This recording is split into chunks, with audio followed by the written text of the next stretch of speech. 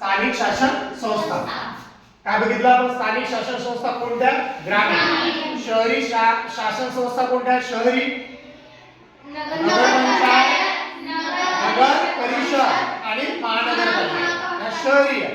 ग्रामीण मध्ये कोणत्या येतात? स्थानिक शासन संस्था ग्रामीण मध्ये ग्रामपंचायत, पंचायत समिती, जिल्हा परिषद. म्हणजे ग्रामीण भागाचा जो शासन कारभार आहे तीन संस्थेच्या मार्फत चालतो. ग्रामीण गाव पातळीवर काय असतं बेटा? ग्रामपंचायत. तालुका पातळीवर काय असतं? पंचायत समिती. आणि जिल्हा पातळीवर काय असतं? जिल्हा परिषद. मग आता ज्या ग्रामीण स्थानिक शासन संस्था आहे, मग आता आपण प्रत्येक ग्रामपंचायत असेल, पंचायत समिती असेल आणि जिल्हा परिषद असेल याची आपण माहिती करणार. आता ग्रामपंचायत मध्ये कमीत कमी सदस्य संख्या आणि जास्तीत जास्त सदस्य संख्या किती असते? सदस्य संख्या किती असते? 7 ते 17.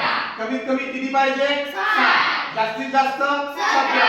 आता मी सांगितलं होतं तुम्हाला की एखाद्या गावात जर ग्रामपंचायत आपल्याला स्थापन करायची आहे तर त्या ठिकाणी कमीत कमी किती लोकसंख्या पाहिजे? तिथं 600 लोकसंख्या असेल तर त्या ठिकाणी काय स्थापन होतं बेटा? ग्रामपंचायत. 600 ते 1500 लोकसंख्या असेल तर सदस्य संख्या किती असतं? 7. आणि त्याच्यानंतर 1500 ने वाढत जाणार आणि किती संख्या वाढत जाणार? पण प्रत्येक 1500 मागे 2. बरोबर आहे. म्हणून ग्रामपंचायत मध्ये कमीत कमी 7, जास्तीत जास्त 17 सदस्य असतात. आता पदाधिकारी म्हणजे लोकप्रतिनिधी. पदाधिकारी म्हणजे लोकप्रतिनिधी. मग आता पदाधिकारी जर बघितलंय ग्रामपंचायतला लोकप्रतिनिधी कोण असतं बेटा? पदाधिकारी सरपंच आणि उपसरपंच. कोण असतं? सरपंच आणि उपसरपंच. आणि शासनाचा अधिकारी जो या सर्वांवर देखरेख करतो तर शासनाचा अधिकारी ग्रामपंचायत लेवलला कोण असतो बेटा? ग्रामसेवक. कोण असतो?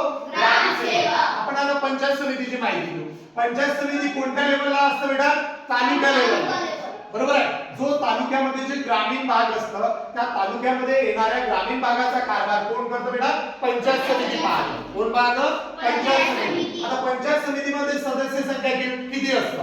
कमीत कमी किती? जास्तीत जास्त किती? कमीत कमी किती सदस्य असावे लागतात? 15.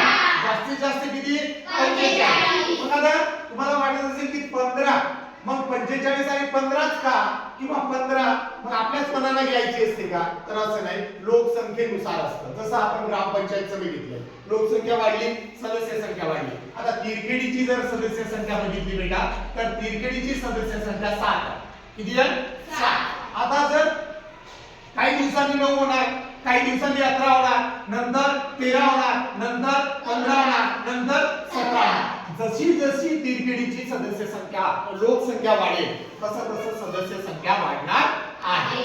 त्याच्यानंतर मग पंचायत समितीची कमीत कमी किती सदस्य असतात? 15. जास्तीत जास्त किती सदस्य असतात? 45. आता याच्यामध्ये पदाधिकारी म्हणजेच लोकप्रतिनिधी.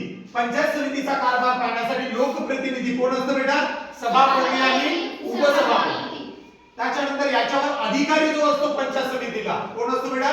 गटविकास अधिकारी. गटविकास अधिकाऱ्याला काय म्हणतो आपण? बीडीओ. काय म्हणतो? बीडीओ. त्याच्यानंतर जिल्हा परिषद बघा.